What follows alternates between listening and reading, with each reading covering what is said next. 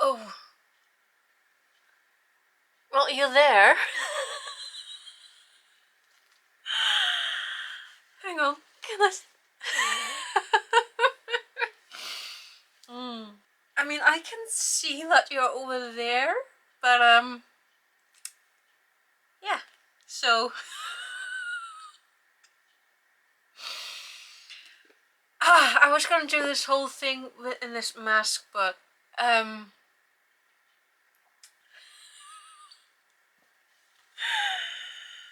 my eyesight is not that terrible, but just trying to wear something else other than my glasses, well, that was funny. But yeah, hello. So another Discworld rereading. So yes, we are back to witches, and this is one of my two all-time favorite. I think I'm not joking with this. I think I'm not exaggerating. Word. Um, that this is one of my two all-time favorite Discworld novels, Maskerade. The 18th Discworld novel by Sir Terry Pratchett. Maskerade, da da da da da da da, masquerade, na na na na na na. The show must go on as murder, music, and mayhem run riot in the night. The Opera House, Ankh-Morpork, a huge rambling building where innocent young sopranos are lured to their destiny by a strangely familiar evil mastermind in a hideously deformed evening dress. At least he hopes so. But Granny Weatherwax, Discworld's most famous witch, is in the audience, as he doesn't hold with that sort of thing. So there's going to be trouble. But nevertheless, a good evening's entertainment with murders you can really hum. And yes, this is also dedicated to, well, my thanks to the people who showed me that opera was stranger than I could imagine. I can best repay their kindness, but not mentioning their names here. Boy, howdy is opera strange. We do begin with Granny and Nanny on a mountaintop, trying to hold a, regular meeting, but there's a problem. There's a problem. See, the natural number for a group of witches is 3. You, or as Nanny really, really delicately tries to put it, even in her own mind, I noticed it on a rereading. It's the maiden, the mother, and the other one. And what I noticed by this rereading is that it's not until she's not around Granny anymore that she actually dares to think the word crone, which I thought was interesting. But yeah, the witches are having a bit of a problem because due to the events of previous lunch witch novels, the coven right now consists of only Nanny and Granny, on account of Margaret now being the queen of lunch and a little bit preoccupied with other things right now. She's no longer an official witch, although I don't think you can ever not be a witch once you've been a witch. But and the thing is that, what with Granny, because Granny is wonderful and all that, but she's Granny. They need to be 3. There needs to be 3 witches for the coven, mainly because Granny needs a distraction because she's got that kind of mind. She needs the distraction of yeah. There's there is a backstory of a witch from the, I think Nanny literally calls it the bad times. Her name was Black Annis, and she is an exemplar of when a witch really, really goes bad. You know, like the story with the gingerbread houses and all of that. You kind of take that and so the risk that Nanny is, okay, so Nanny is really concerned that Granny is going to go off the bend because Granny is really powerful and she needs the distraction. The problem is that in the previous books is that they have gotten used to a lot of adventure and a lot of things happening, and a lot of interesting things for Granny in particular to sink her mind into, to take care of. So that is kind of the backstory with Granny and Nanny, and long story short, they're looking for a new witch, not to replace Margaret, but to replace Margaret. And this brings us to one of the minor characters of a previous books of Lords and Ladies, one of the young girls who was in the Girl Coven. Now her birth name is Agnes Nitt, and she is one of my favorites. The thing about Agnes Nitt, and this might be, I've been thinking about this a lot because there's been a lot of discussion in the past years about body positivity, which, should be positive, of course. The discussion that I could go here. Thing is that you can always go overboard with anything and everything. But one of the things that I really, really like about Agnes is that she is a big girl, and I mean big. That's one of the things that other characters really, really notice about her. And I feel like this is something that Sir Terry Pratchett really, really executed nicely. Not only does he have one of the now main characters be a very big girl, he does bring in the stereotypes of she does have nice hair and a good personality. Like, people assume that she's always going to be able to take care of herself because she is level-headed. She is competent. She's also a witch. Well, yes, but no. Because not quite. But yes. One of the biggest clues is the fact that she gravitates towards the color black. And one of the first scenes where we see her, she's wearing a sad black floppy hat. And I'm like, because that's one of the signs of both witches and wizards, like, they gravitate towards the hat. There's also a very interesting little subplot about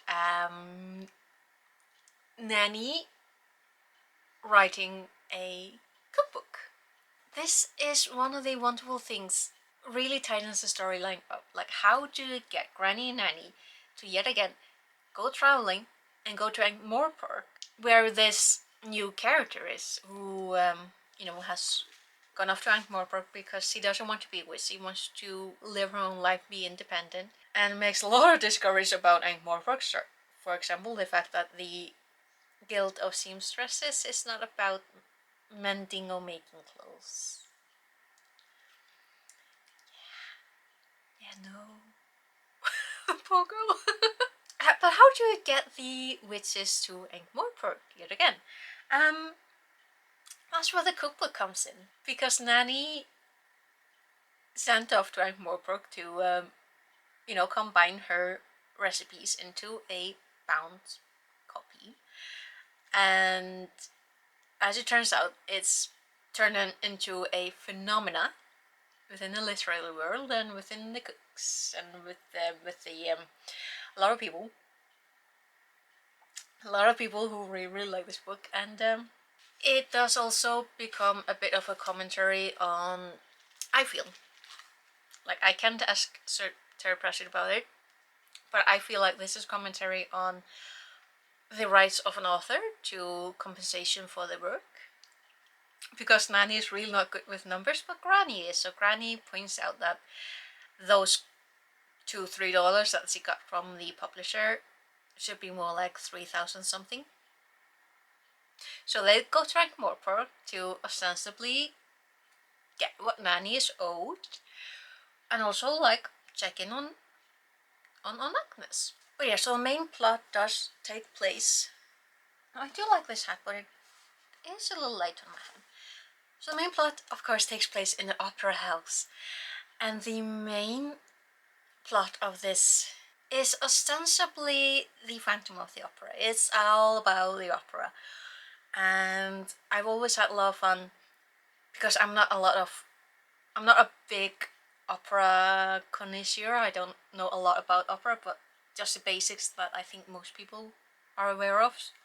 But I still have fun trying to guess at what the operas might be, and seeing the stereotypes and just the insanity of the artistic mind at play in here. This is a fantasy thriller. This is a mystery. This is, yes, and there is a murder. A couple of them. And at least one, two attempted murders. Whew, boy howdy, the twist at the end, like. Another thing that I really like about this is that, so Agnes is a big girl, and there has been for years the what are you gonna call it, the notion, the stereotype, the idea that inside every fat woman there's a skinny woman, inside every old person there's a young person. Agnes named her in a person. If you've read Lord and Ladies, you may remember a character called Agnes Nitt who renamed herself who rebranded herself as Perdita. I think that's how you pronounce it, Perdita. Perdita. I'm sorry, I'm Icelandic, that's how I'm gonna pronounce it.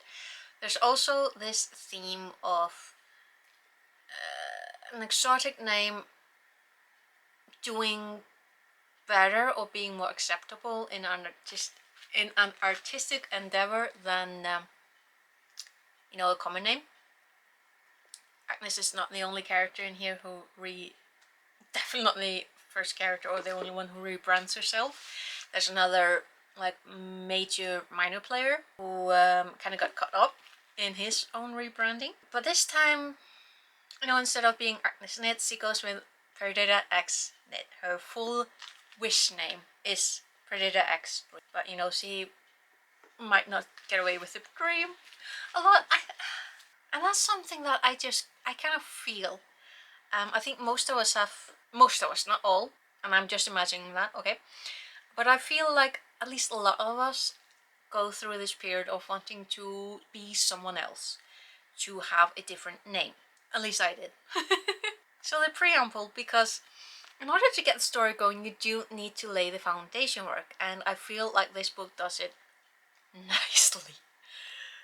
Like, the characterization of no-name characters. Also, we get Grebo back because of, Nanny isn't gonna go anywhere now except with Grebo. And after the whole event of With Us Abroad, he still has that little issue of his. So Grebo is Nanny's cat, the terror of the Ramtops, the terror of everyone else except Nanny. And due to events of With Us Abroad, he now has this option of if he's cornered and he doesn't have a way out as a cat, he turns into a human. And it's useful in this, like, he is very helpful. I still don't know quite what I feel about Grebo. Like, I do like him as a character, I like him as a cat.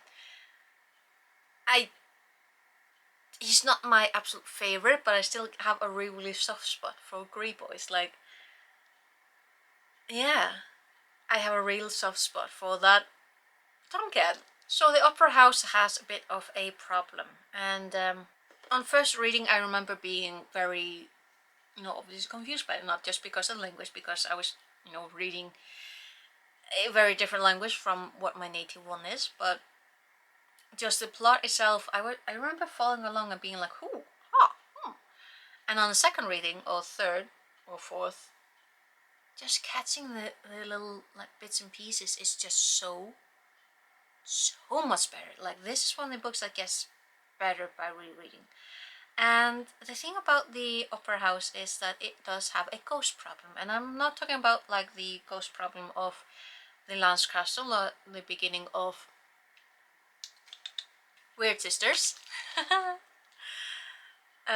With like regular ghosts and just sad creatures that do the haunting. No, this is a more corporeal, physical ghost, more like the Phantom of the Opera, phantom ghost. And it kind of does the logical version of the Phantom of the Opera. There's a character who's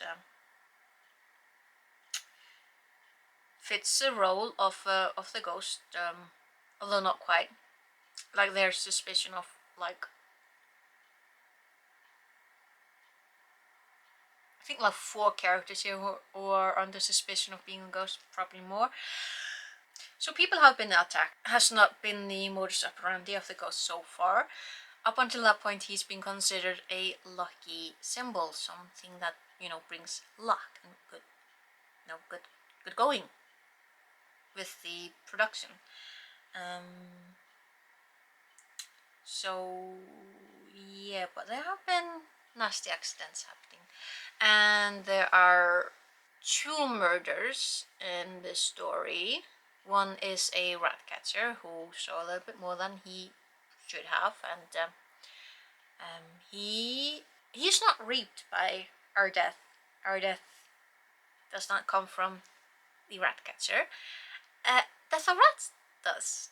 And the rat catcher is reincarnated as a rat, and I don't feel like he's that bothered about it. He's just like, I don't believe in reincarnation, but reincarnation believes in him, so he becomes a rat. And I'm like, fair enough.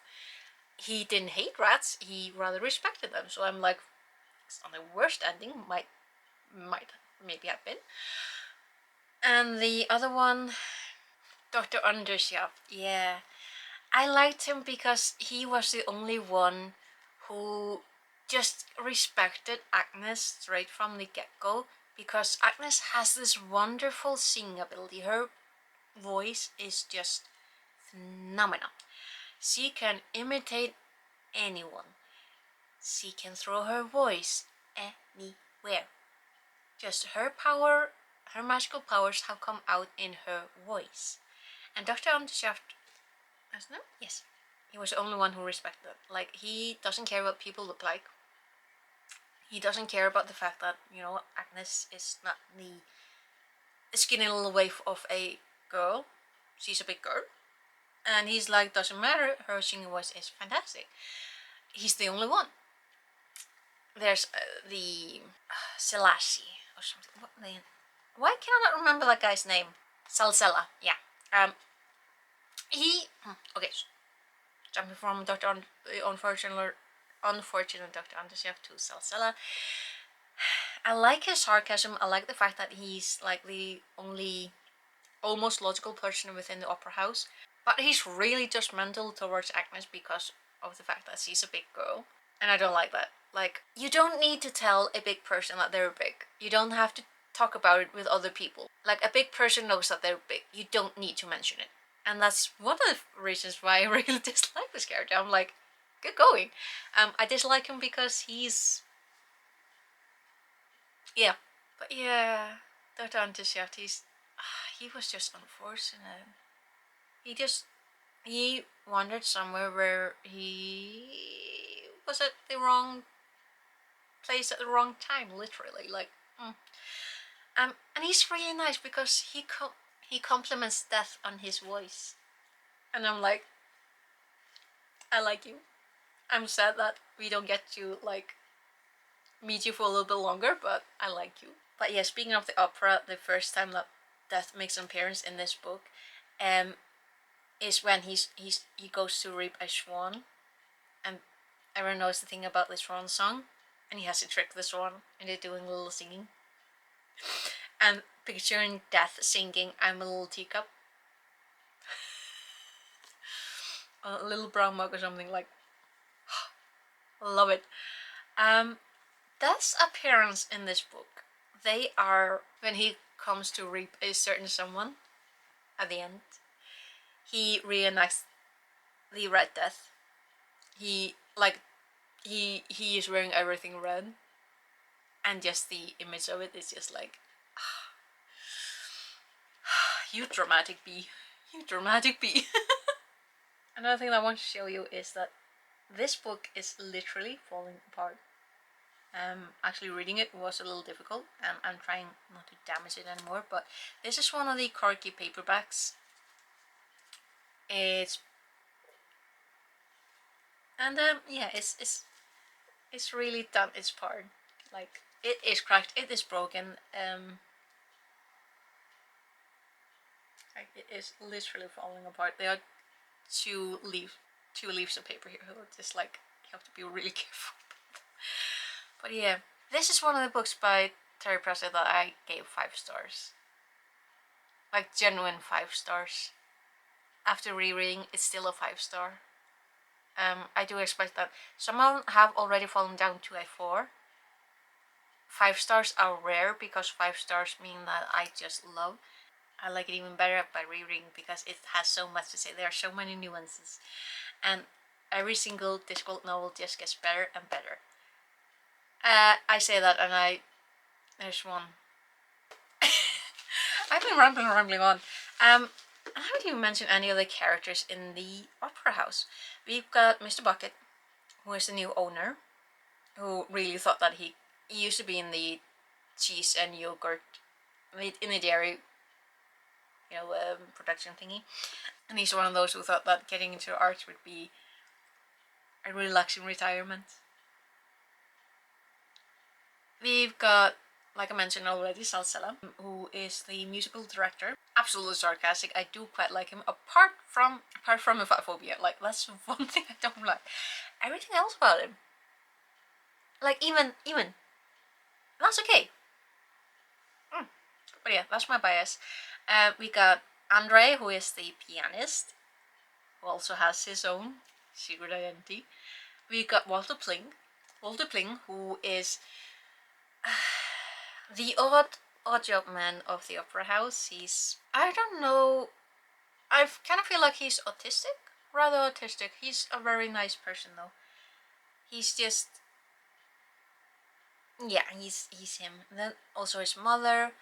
We've got the librarian who comes in to play the piano at one point. Oh, the organ, not the piano, the organ. We cannot have an Ankh-Morpork story without the librarian. That's a fact. We do have Nobby Nobs and the Cheerleaders playing a side role. We have, and the singers. One of the small part players is Christine. So she has the looks, but she can absolutely not sing. She gets a part-time, job there because her father lent Mr. Was it Bucket? Because her father lent Mr. Bucket a lot of money, and so Mr. Bucket promised to get Christine a job in the opera house because she really wants to be a singer, but she cannot sing anymore, less than I do. Okay, like, she is one of those people who every single thing that she says comes with an exclamation mark. Like, she can exclaim a question. I don't remember ever hearing a person talk like that, but just reading it's like, huh. But yeah, so she's kind of the Discworld stand-in for Christine of Phantom of the Opera, except Christine of Phantom of the Opera could actually sing.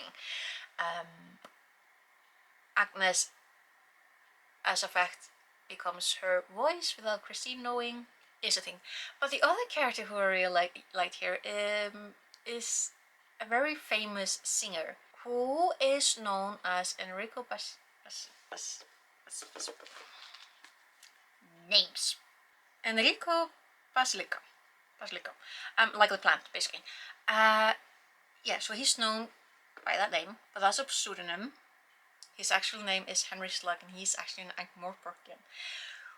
But he kind of fell into this like trap of, if it comes from your neighborhood, it's not good enough, but if it comes from far away, then it's good. He kind of got stuck as Enrico Basilica. And honestly, everywhere he goes, he gets like squid and pasta. This is the national diet of the country he's pretending to be from, and he absolutely detests that. Like, he appreciates that people are really nice and really wanting to do good by him, but he's like, good lord, he just wants more pork and food. He gets that through the witches, and it's like, the entire scenes with him is just like And he's a big man. Like, he a big man. He big boy. But that's also the double standard, because with Perdita or Agnes Nid, everyone's like, she's a big girl, and kind of like judge her for it. But when it comes to a man who is big, I mean, you do have Salzella being all like being a mocking meh, due to his appetite, but other characters are more like just impressed with his voice, like what Enrico Basilica or Henry Slug gets away with as a male singer is something that Agnes Nid isn't being granted the same chances, the same opportunities. So just thought of that is an interesting thing. Well, then we have the murder mystery and the thriller aspect. And what the entire thing boils down to is, of course, one character is doing a lot of things because of money. Well, the thing is, you have the ghost, who is at one point being very, uplifting, constructive criticism, helping with the opera, with the production, with the singers. But then you have another aspect that is tearing down, wanting to stop the show, wanting to, stop the opera. So you have this love and hate of the opera. It's very strange. First time when you read the story, you're like, because something isn't clicking, something is very, very off. And it's not until this part. So in my Corgi paperback there are 381 pages. It's not until page 331 when Granny Weatherwax points out that it's simply impossible for one ghost or one entity, one person, to be in two places at the same time. It's impossible. Because there are two ghosts. Which, honestly, the first time I read it, I was like, oh. Well, that makes sense, actually. Now that Granny tells me it makes sense, it makes sense. So yeah, that twist, it was just... Because Granny is a fantastic detective. She has such a sharp mind. Like, not only do numbers make sense for her, like, she can pin them down. Like, numbers do not trick her. She's also just a fantastic detective. So yeah, as it turns out, you do have a person who absolutely has come to hate and detest the opera, and that is the musical director, Salzella. And then on the other hand, you have someone who lives and breathes and was brought up in the opera and loves it, and that's Walter Pling. And just the entire last fight of this book is just... it's fantastic! Like Nanny with a chandelier, and then the sandbag. Nanny is fantastic in this book. She's spa. Nanny rocked this book. Okay, she goes from attacking rich people with alcohol. She goes from, just bustling around, integrating herself completely into the entire society of the opera house and just knowing people in a blink of an eye. And also the things that she does with the food. The trick that she played but didn't work on Henry or Granny is this, like... And then the thing with the ballet, and she goes on stage. And just the theatrics of it all at the end, it just... And of course the fact that just all the things that Salzella hates about the opera, in particular when people take too long to die. Of course, the story, the opera, never ends until the fat lady sings. And well, in this case, the big girl screams. And good lord, the description of it is just fantastic. But I've always felt sorry, in a way, for Agnes in this story, because people are really unfair to her. The story doesn't treat her fairly. I mean, I can't get it because her destiny isn't in the opera. But the fact that people disregard her natural talent for singing, her abilities in that regard, they disregard her purely because of her physical appearance because of the fact that she's a big girl. And that's always rankled me. I've been like, you have this fantastic person, and yes, he does have a great personality. That's the best thing about people, when they have a great personality. Like, you can have the prettiest face, but if there's nothing in between your ears, you're not gonna remain in my mind. So I always felt sorry for Agnes, or rather I sympathized with her, because she deserved more from the people around her. And I mean, at the end of it, she does return to Lance, and she does settle into Margaret's old cottage, and she does join the witchery, and she does form a coven with Nanny and Granny, and it's like, in a way, that is probably the happiest ending that you can wish for. Or like, I think it's Nanny who points out that, I mean, Granny does share some things with Agnes at the end, and I did think that was unexpectedly sweet. I'm trying to remember if it's Nanny or Gran, and I think it's Nan. No, page 367 is Granny.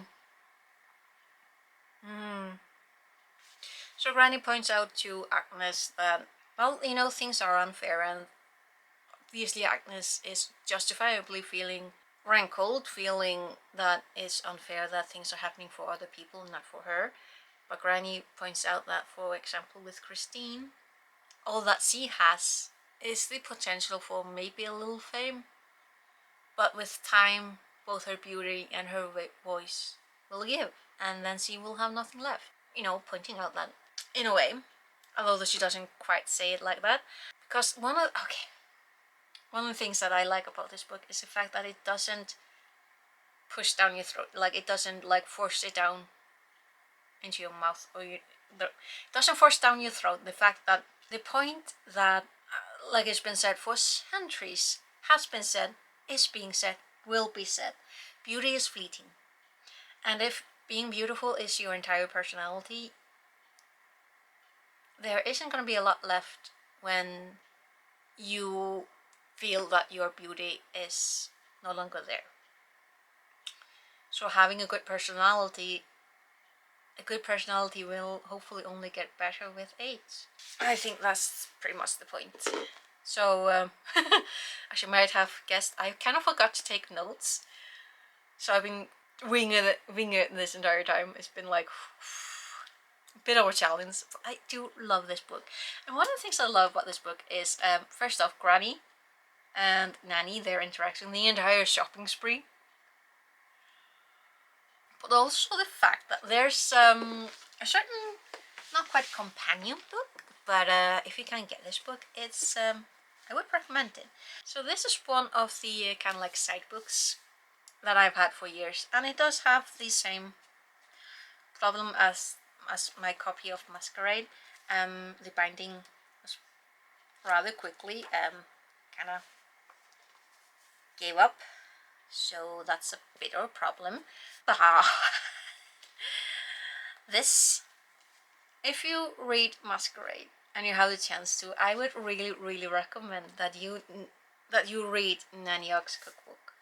So yes, this is a cookbook. It does have recipes that you can follow, because like they say in the foreword, they removed most of the spices and the things that aren't available or downright illegal on Round World. So these should be safe. The front does have like these little pinned notes which tell such an interesting story.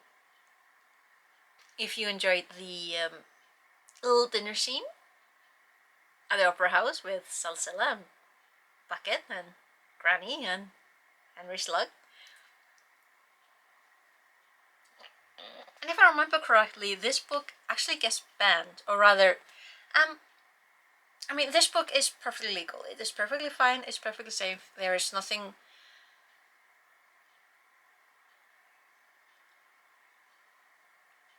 over the top.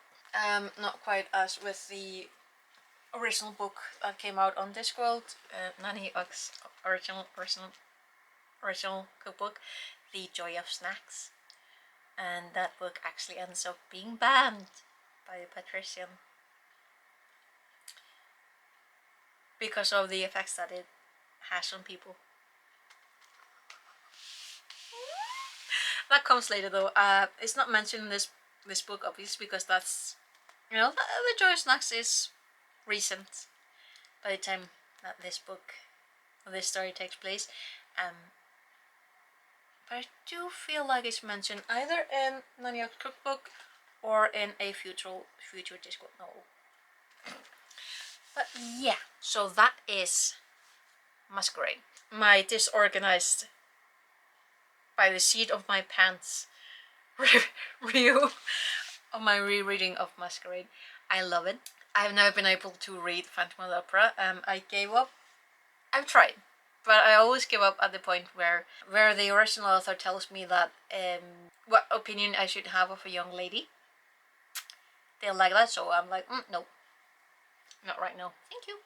Also, the references to all the musicals, like West Side Story, Seven Brides for Seven Brothers, Cats. I feel like, yeah, Oklahoma. I feel like, on top of the maybe the more known operas like La Traviata, and others that like I said, I'm just not into operas. But yeah, one of my favorite Discworld novels, and I love Agnes. I cannot wait to read Carpe Juculum with you again because that's like, I like that one. That one has vampires. But oh, I don't have. Oh yeah, it's here. See, that's 18. That's the 23rd, and that should be in March, I believe, if I manage to stick to the schedule. I haven't been having the greatest success with it, but doing my best.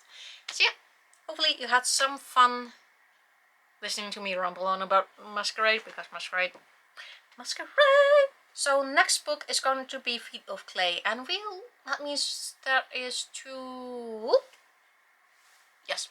novels in a row that feature Ankh-Morpork. Hopefully you had fun listening to me ramble about Maskerade. And I do have a playlist of my other ramblings about the other Discworld novels. My goal is to reread every single one of them and share my ramblings with you. So that's gonna take a little while longer because that's a lot of books. Most of my copies are not in as bad a shape as this one, but there you go. So yeah, hope you had fun, and I will hopefully see you again later. So, until then, take care. Bless, bless.